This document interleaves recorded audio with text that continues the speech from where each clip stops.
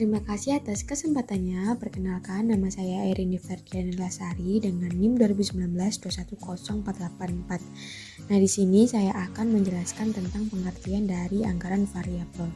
Nah, anggaran variabel adalah biaya yang jumlahnya berubah secara proporsional dengan perubahan volume kegiatan, sehingga secara total biaya ini berubah-ubah, tetapi rata-rata per unit outputnya itu tidak berubah. Nah, dalam perhitungan di dalam anggaran yang ada dalam sebuah perusahaan sering didasarkan pada tingkat kapasitas tertentu. Apabila terdapat perubahan dari kapasitas yang direncanakan, maka terdapat kesulitan untuk dapat mengetahui sejauh mana akibat perubahan tersebut terhadap pendapatan dan biaya yang ada di dalam perusahaan yang bersangkutan. Karena itu, manajemen perusahaan sebaiknya telah mempunyai persiapan yang cukup untuk menghadapi terjadinya perubahan tersebut. Nah, untuk persiapan dalam menghadapi kemungkinan terjadinya perubahan yang ada di dalam perusahaan tersebut, manajemen perusahaan dapat menyusun anggaran dalam bentuk yang berbeda dengan anggaran yang bersifat tetap. Nah, anggaran ini biasanya disebut dengan anggaran variabel. Disebut dengan anggaran variabel karena anggaran ini disusun di dalam beberapa tingkat kapasitas yang tidak tetap melainkan bersifat variabel. Dengan disusunnya anggaran variabel, maka manajemen perusahaan akan dapat lebih mengetahui berapa besar perubahan pendapatan dan perubahan biaya yang akan terjadi seandainya terjadinya perubahan kapasitas yang dipergunakan di dalam perusahaan. Selanjutnya saya akan menjelaskan tentang tujuan anggaran variabel. Nah, tujuan pendekatan anggaran variabel yang utama adalah untuk menunjukkan bagaimana dan sampai sejauh mana biaya dipengaruhi oleh volume output. Hubungan antara faktor biaya dan output tersebut ditujukan dalam anggaran variabel ini. Dengan demikian, anggaran variabel menjadi rumus atau petunjuk yang mempedomani bagaimana setiap elemen biaya akan berubah sehubungan dengan adanya perubahan dalam volume output atau tingkat kegiatan perusahaan. Nah, dalam hubungan tersebut ditunjukkan dalam suatu relevant range, yakni suatu interval batas berlakunya anggaran variabel yang disusun.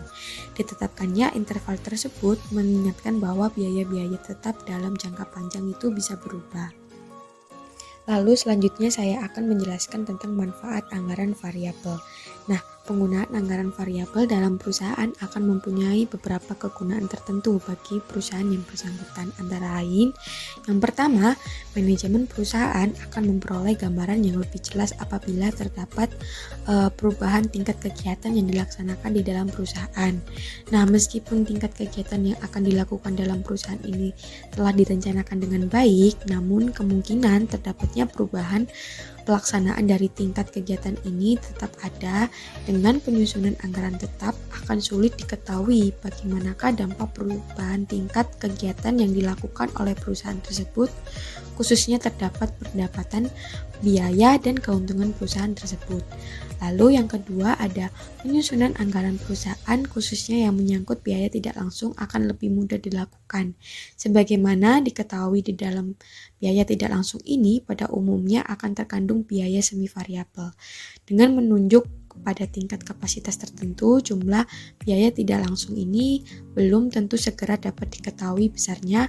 Atas bantuan anggaran variabel, beberapa pun kapasitas yang akan dipergunakan dalam sejauh mana berada di dalam kisar relevan akan segera dapat ditentukan besarnya. Lalu yang terakhir, pengawasan penggunaan dana akan menjadi lebih mudah apabila perusahaan mempunyai anggaran variabel.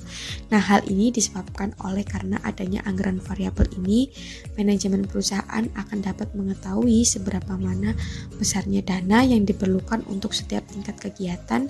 Dengan demikian, maka pengeluaran dana akan dapat dikelola dengan baik karena jumlah dana yang diperlukan untuk setiap kegiatan ini dapat diketahui dengan benar. Mungkin itu saja yang bisa saya jelaskan, kurang lebihnya mohon maaf. Slide selanjutnya akan dijelaskan oleh rekan saya. Terima kasih. Assalamualaikum warahmatullahi wabarakatuh. Sebelumnya terima kasih atas kesempatannya. Saya Fitra Amelia Restarinda dengan nomor induk mahasiswa 2019-210-506. Jadi di sini saya akan kebagian menjelaskan mengenai sifat-sifat dari anggaran variabel. Nah, berbicara tentang anggaran variabel, itu harus diikuti oleh adanya pengertian yang utuh tentang sifat-sifat anggaran variabel. Sebelum itu, perlu digarisbawahi ada beberapa hal yang penting dalam rangka menyusun anggaran variabel, yakni yang pertama ada jenis biaya dihubungkan dengan tingkat output maupun tingkat kegiatan perusahaan. Yang kedua, pemilihan satuan dasar kegiatan yang tepat yang menunjukkan tingkat output atau kegiatan secara jelas. Yang ketiga, metode dalam menganalisa masing-masing elemen biaya ini dapat menetapkan dengan benar ada beberapa unsur tetap dan beberapa unsur variabelnya. Yang terakhir ada penggunaan dan penerapan konsep anggaran variabel. Nah, dalam sifat-sifat anggaran variabel ini dibagi menjadi dua. Yang pertama ada biaya tetap dan juga biaya variabel. Nah, dalam biaya tetap ini konsepnya menggunakan relevant range dan juga bersifat konstan. Sedangkan untuk biaya variabel itu adalah biaya yang dapat berubah-ubah secara total sebanding dengan searah dengan perubahan tingkat kegiatan perusahaan atau bagian yang bersangkutan. Selanjutnya, saya akan menjelaskan mengenai faktor yang dapat mempengaruhi penyusunan anggaran variabel. Ada apa aja sih faktornya? Yang pertama yaitu adalah untuk biaya upah atau gaji, tenaga kerja tidak langsung itu banyak dipengaruhi oleh sistem pembayaran upah yang berlaku di perusahaan. Apabila perusahaan memakai sistem upah menurut waktu, maka upah tenaga kerja langsung tersebut merupakan biaya tetap. Mengapa? Karena besar kecilnya tidak dipengaruhi oleh aktivitas perusahaan. Yang kedua, apabila perusahaan memakai sistem upah menurut unit hasil, maka upah tenaga kerja tidak langsung tersebut merupakan biaya variabel. Mengapa? Karena besar kecilnya tergantung pada aktivitas perusahaan yang dinyatakan dalam bentuk unit hasil. Apabila perusahaan menggunakan sistem upah insentif, maka upah kerja tidak langsung tersebut merupakan biaya semi variabel. Mengapa? Karena sebagian dari upah tersebut mempunyai sifat tetap dan sebagiannya lagi berupa insentif mempunyai sifat variabel atau unsur variabel. Yang kedua, untuk biaya bahan baku dipengaruhi oleh teknologi proses produksi yang memiliki dan dipakai oleh perusahaan, dan juga sifat dan tingkah laku biaya bahan baku tersebut dalam kaitannya dengan teknologi proses produksi yang dimiliki perusahaan. Lalu kondisi mesin-mesin dan peralatan yang dimiliki oleh perusahaan. Yang ketiga ada untuk biaya pemeliharaan aktiva tetap seperti gedung, mesin, alat-alat dan lain sebagainya. Itu banyak dipengaruhi oleh kondisi aktiva tetap yang bersangkutan ditinjau dari sudut teknologis, dan juga kondisi aktiva tetap yang bersangkutan ditinjau dari sudut umur pemakaiannya. Yang keempat ada untuk biaya listrik, itu banyak dipengaruhi oleh yang pertama ada peraturan yang berlaku dan dikeluarkan oleh PLN. Yang kedua ada kebutuhan tenaga listrik dari masing-masing mesin dan peralatan yang dimiliki perusahaan. Yang kelima ada untuk beban depresiasi aktiva tetap banyak dipengaruhi oleh yang pertama harga atau nilai pembelian aktiva tetap yang bersangkutan. Yang kedua umur ekonomis aktiva tetap yang bersangkutan. Yang ketiga nilai residu aktiva tetap juga yang bersangkutan. Dan yang keempat ada metode depresiasi yang dipakai oleh perusahaan. Lalu yang terakhir ada untuk biaya promosi banyak dipengaruhi oleh yang pertama ada jenis produk yang akan dijual oleh perusahaan, yang kedua keadaan persaingan di pasar, yang ketiga penguasaan pasar, yang keempat tersedianya modal kerja yang dimiliki oleh perusahaan. Baik, mungkin segitu saja presentasi dari saya, kurang lebihnya mohon maaf, dan saya izinkan lanjutkan untuk teman saya menjelaskan. Terima kasih. Assalamualaikum warahmatullahi wabarakatuh. Terima kasih atas kesempatannya. Perkenalkan, nama saya Elvita Yudiani dengan NIM 2019-210699. Dan di sini saya akan melanjutkan presentasi dari rekan saya mengenai pemisahan biaya semi variabel. Tapi sebelum itu saya akan memberitahukan apa sih biaya semi variabel itu. Biaya semi variabel adalah biaya yang terdiri atas elemen biaya variabel maupun biaya tetap. Porsi biaya tetap menunjukkan biaya minimum yang harus dimiliki agar jasa tersedia dan siap digunakan. Contohnya yaitu biaya listrik, biaya gas, biaya bensin dan batu bara, serta biaya pemeliharaan pada perusahaan penerbangan. Nah, lalu di sini ada pendekatan untuk memisahkan biaya semi variabel ke dalam biaya tetap dan biaya variabel. Di sini ada 3 pendekatan, yaitu yang pertama pendekatan intuisi, lalu yang kedua ada pendekatan engineering, lalu yang ketiga ada pendekatan perilaku biaya sesungguhnya masa lalu. Nah, di sini saya akan menjabarkan ketiga pendekatan tersebut. Yang pertama ada pendekatan intuisi atau metode intuisi. Nah, pendekatan ini itu dengan meneliti kegiatan, misalnya kegiatan produksi, adanya surat-surat keputusan manajemen dan kontrak-kontrak perjanjian dengan pihak lain. Contohnya, biaya gaji manajer dibayar sebulan atau sesuai dengan jumlah produksi. Biaya depresiasi ditentukan oleh surat keputusan atau kebijaksanaan manajemen.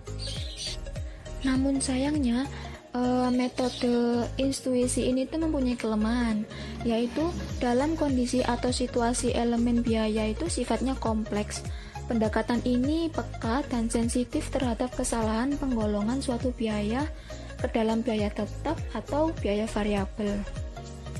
Lalu yang kedua ada pendekatan engineering. Pendekatan ini tuh mengidentifikasikan hubungan fisik antara kegiatan, misalnya kegiatan pabrik dengan biaya. Jika naik atau turunnya kegiatan diikuti secara langsung dengan naik atau turunnya biaya, maka biaya tersebut adalah biaya variabel. Jika tidak ada hubungan fisik antara kegiatan dan biaya, maka biaya tersebut adalah biaya tetap. Dan untuk kelebihan pada pendekatan ini itu relatif lebih teliti. Namun kelemahan untuk pendekatan ini itu seringkali memerlukan biaya yang mahal. Lalu yang ketiga ada pendekatan perilaku biaya sesungguhnya masa lalu. Nah, pendekatan ini itu anggapan dasar pendekatan ini adalah biaya masa yang akan datang akan mempunyai perilaku yang sama dengan biaya masa lalu. Lalu di sini ada metode pemisahan biaya semi variabel. Ini menurut pendekatan perilaku biaya sesungguhnya masa lalu ya. Di sini ada 3 metode. Yang pertama, metode titik tertinggi dan titik terendah. Lalu yang kedua, metode Scattergraph. Lalu yang ketiga, metode least square. Nah, di sini saya ada contoh soal Burger Company, biaya listrik dan data jam tenaga kerja langsung. Bisa dilihat ya, itu terlampir data-datanya. Dan saya di sini menggunakan metode titik tertinggi dan titik terendah. Nah, di sini langkah-langkah yang pertama yaitu menentukan biaya variabel satuan atau B. Dan biaya pada titik tertinggi disendirikan, begitupun juga biaya pada titik terendah juga disendirikan. Nah, di sini tertera biaya pada titik tertinggi itu 680 sama 48.000 dan biaya pada titik terendah $500 sama 26.000. Nah, maka ini digolongkan sendiri, yang A digolongkan A, yang B digolongkan B. Jadi nanti pindah ke ruas kiri, 680 dikurangi 500, lalu pindah ke ruas kanan, 48.000 dikurangi 26.000, sehingga hasilnya $180 sama dengan B 22.000. Lalu B-nya $180 dibagi 22.000 dan hasil B-nya itu $0,00818 per jam tenaga kerja langsung. Lalu langkah yang kedua ada menentukan besarnya total biaya tetap atau A, yang dapat dihitung dengan rumus. Pada titik tertinggi rumusnya A sama dengan YT dikurangi B XT. Lalu rumus pada titik terendah A sama dengan YR dikurangi B XR. Jadi pada titik tertinggi A diketahui sama dengan 680 dikurangi dari hasilnya langkah ke 1 tadi, lalu dikalikan dengan 48.000.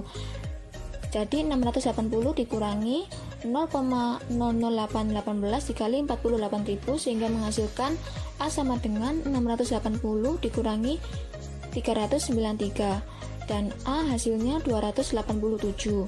Itu yang pada titik tertinggi ya. Lalu pada titik terendahnya A sama dengan 500 dikurangi dengan hasil yang langkah pertama tadi lalu dikali dengan 26. Jadi A sama dengan 500 dikurangi 0,00818 dikali 26.000 sehingga A sama dengan 500 dikurangi 213 dan hasilnya A sama dengan 287. Dan langkah yang ketiga adalah menentukan besarnya anggaran fleksibel. Setelah B dan A dapat ditentukan, maka besarnya persamaan atau rumus biaya dengan anggaran fleksibel adalah Y sama dengan A tambah BX. Jadi didapat hasil Y sama dengan 287. Nah, 287 ini dari mana? Hasil dari langkah kedua tadi. Dan ditambah dengan 0,00818X. Ini dari hasil yang langkah 1 tadi. Nah, itu hasil dari contoh soal yang saya berikan. Namun di sini ada keunggulan dan kelemahan jika menggunakan metode titik tertinggi dan titik terendah. Nah, keunggulan atau kebaikan metode titik tertinggi dan titik terendah ini tuh metodenya sederhana sehingga mudah dihitung dan dipakai. Lalu untuk kelemahannya kurang teliti dan cermat karena hanya didasarkan pada dua tingkatan kapasitas yang ekstrim, yaitu tertinggi dan terendah saja. Tingkatan kapasitas yang lain tidak diperhitungkan. Nah, lalu saya akan menjelaskan tentang bentuk penyajian anggaran variabel. Nah, dalam penyusunan biaya variabel ini dikenal 3 macam bentuk penyajian yang dapat digunakan, yaitu yang pertama bentuk formula, yang kedua bentuk grafis, lalu yang ketiga bentuk tabel. Dari masing-masing bentuk tersebut terdapat kelebihan dan kekurangan untuk masing-masing bentuknya, sehingga penggunaan masing-masing bentuk akan sangat tergantung pada keadaan serta keputusan dari pimpinan perusahaan yang bersangkutan. Namun dalam perjalanannya, bentuk tabel lebih banyak dipergunakan oleh perusahaan-perusahaan karena bentuk ini yang paling mudah dibaca. Lalu di sini saya akan menjabarkan ketiga bentuk tersebut. Yang pertama ada bentuk formula. Bentuk formula atau bentuk rumus adalah cara penyajian anggaran variabel dengan memperlihatkan hubungan matematis antara jumlah biaya dengan kapasitas yang dipergunakan. Bentuk umum dari bentuk formula tersebut adalah sebagai berikut. Formulanya Y sama dengan A plus BX, yang dimana Y adalah jumlah biaya, A adalah komponen biaya tetap per periode, lalu B adalah komponen biaya variabel per unit. Lalu untuk X itu unit kegiatan yang dilakukan. Nah, penyajian anggaran variabel dengan bentuk formula ini sangat singkat, namun diperlukan ketelitian dan ketekunan untuk dapat membacanya. Hal ini disebabkan oleh karena jumlah biaya yang sesungguhnya terjadi tidak disajikan secara eksplisit, melainkan harus diperhitungkan kembali berdasarkan rumus yang disajikan tersebut. Lalu yang kedua ada bentuk grafik. Sesuai dengan namanya, maka anggaran variabel yang satu ini akan disajikan dengan grafik sesuai dengan data yang ada. Anggaran variabel yang ditampilkan dengan bentuk grafik dipakai sebagai pelengkap kedua bentuk sebelumnya. Dapat digambarkan dalam bentuk grafik secara jelas antara output dengan biaya yang terjadi pada berbagai tingkat output. Lalu yang ketiga ada bentuk tabel. Penyajian anggaran variabel dengan bentuk tabel lebih mudah dibaca dibandingkan dengan kedua bentuk lainnya. Setiap biaya yang timbul dalam suatu tingkat kapasitas tertentu akan diperlihatkan jumlahnya. Namun karena semakin banyak tingkat kapasitas yang diperlihatkan, maka akan semakin banyak kolom yang harus disediakan. Sehingga pada umumnya anggaran variabel dalam bentuk tabel akan disajikan dalam kelipatan kapasitas tertentu dari kisar relevan yang ada. Nah, di samping kemudahannya membaca anggaran variabel dengan bentuk tabel, terdapat pula kelemahannya jika menggunakan penyajian dengan cara ini. Apabila setiap kapasitas yang ada akan diberikan satu kolom, maka anggaran variabel tersebut akan mempunyai kolom yang sangat banyak, sehingga nantinya akan sulit dibaca.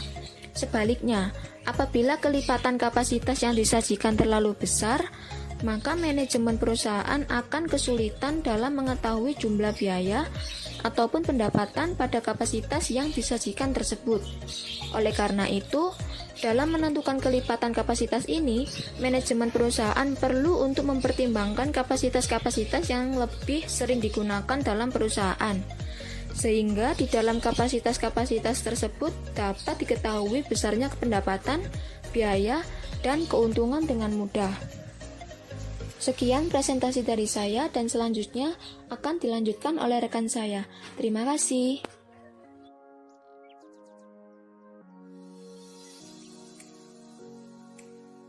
Terima kasih atas kesempatannya. Perkenalkan, nama saya Yulika Krisnawati Putri, NIM 2019-210723. Saya di sini akan melanjutkan presentasi dari rekan saya, yaitu mengenai keunggulan anggaran variabel, yaitu dengan disusunnya anggaran variabel, maka manajemen perusahaan akan dapat lebih mengetahui berapa besarnya perubahan pendapatan dan perubahan biaya yang akan terjadi seandainya terjadi perubahan kapasitas yang dipergunakan di dalam perusahaan.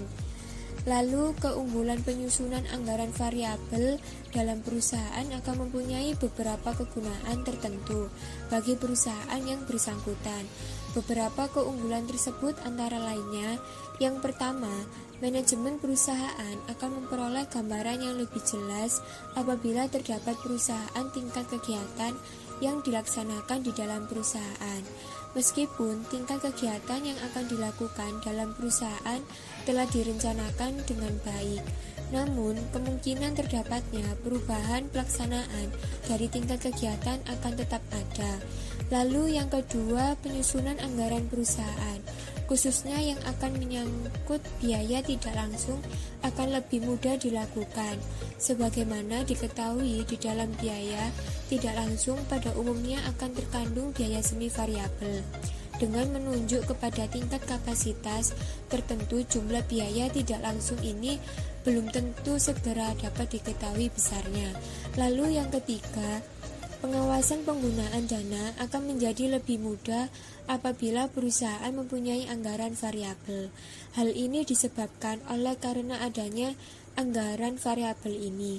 Manajemen perusahaan akan dapat mengetahui seberapa besarnya dana yang diperlukan untuk setiap tingkat kegiatan.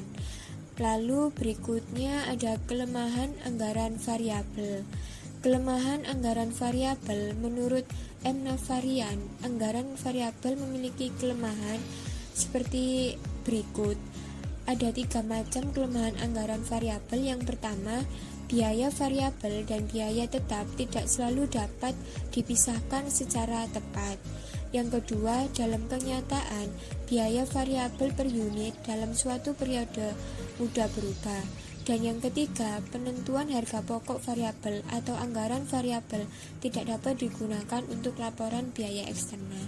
Sekian presentasi dari saya, terima kasih. Baik, terima kasih atas kesempatannya. Di sini saya akan menjelaskan tentang contoh soal dan penyelesaiannya. Nah, di bawah ini ada data mengenai rencana biaya untuk Departemen Reparasi yang terdiri dari 3 macam biaya, ada gaji, bahan pembantu, dan lain-lain. Nah, berdasarkan dari data di atas, diminta untuk menyusun anggaran variabel yang terperinci dalam bentuk tabel dengan relevan range kelipatan 2000 DRH. Lalu kedua, membuat anggaran variabel dalam bentuk formula. Lalu yang ketiga, menentukan biaya yang harus disediakan apabila Departemen Reparasi bekerja pada tingkat 15.200 DRH. Di sini saya akan menjelaskan tentang penyelesaian dalam bentuk tabel. Pada tabel jenis biaya, relevan range-nya berkelipatan 2000 DRH, maka pada tabel pertama, relevan range-nya ada 10.000 DRH, tabel kedua 12.000 DRH, tabel ketiga 14.000 DRH, lalu tabel keempat ada 16.000 DRH. Lalu pada gaji dari tabel pertama hingga tabel terakhir yaitu 100.000. Lalu bahan pembantu yang tabel pertama adalah 144.000. Pada tabel kedua 159.000, lalu pada tabel ketiga 174.000, lalu pada tabel terakhir 189.000. Lalu lain-lain, tabel pertama 30.000, tabel kedua 34.000, lalu pada tabel ketiga ada 38.000, pada tabel terakhir 42.000. Lalu dijumlah dari tabel pertama yaitu berjumlah 274.000, lalu pada tabel kedua jumlahnya 293.000, tabel ketiga jumlahnya 312.000, lalu pada tabel keempat ada 331.000. Di sini saya akan melanjutkan untuk perhitungan anggaran variabel dalam bentuk formula. Yang pertama di sini mencari bahan pembantu di mana total biaya pada titik maksimal sebesar 16.000 DRH itu sama dengan 189.000. Lalu total biaya pada titik minimalnya sebesar 10.000 DRH. Nah, untuk selisihnya ini sendiri 16.000 DRH dikurangi 10.000 DRH menjadi 6.000 DRH. Lalu di mana 189.000 ini dikurangi 144.000 menjadi 45.000. Selanjutnya ada biaya variabel per DRH sebesar 7,50. Nah, total biaya pada tingkat 16.000 DRH ini sebesar 189.000. Untuk biaya variabelnya 16.000 dikali 7,50 menjadi 120.000. Nah, untuk biaya tetapnya 189.000 dikurangi dengan 120.000 menjadi 69.000. Selanjutnya ada biaya lain-lain. Pada total biaya pada titik maksimal sebesar 16.000 DRH sama dengan 42.000.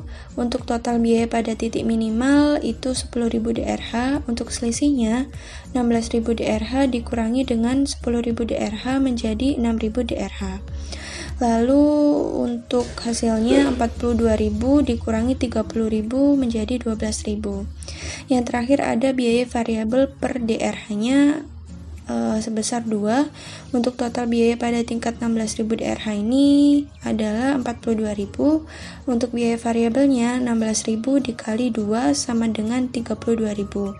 Untuk biaya tetapnya mencarinya dengan 42.000 dikurangi 32.000 yaitu hasilnya 10.000. Selanjutnya perhitungan akan dilanjutkan oleh teman saya. Terima kasih. Atas kesempatannya, saya di sini akan melanjutkan contoh perhitungan dari kelompok kami. Di dalam tabel tersebut ada jenis biaya, biaya tetap, biaya variabel. Lalu di jenis biaya ada gaji, di biaya tetap 100.000, di biaya variabel 0. Lalu di jenis biaya ada bahan pembantu, di biaya tetap 69.000, di biaya variabel 750. Lalu di jenis biaya ada lain-lain, di biaya tetap 10.000, di biaya variabel 200. Lalu di jumlah biaya tetapnya ada 179.000, di biaya variabelnya ada 950. Jadi persamaan anggaran variabel Y sama dengan 179.000 ditambah 950 dalam kurung X. Total biaya yang harus disediakan apabila Departemen Reparasi bekerja pada tingkat 15.200 DRH. Dengan menggunakan formula di atas, maka X 15.200, Y 179.000 ditambah 950 dalam kurung 15.200 sama dengan 323.400. Jadi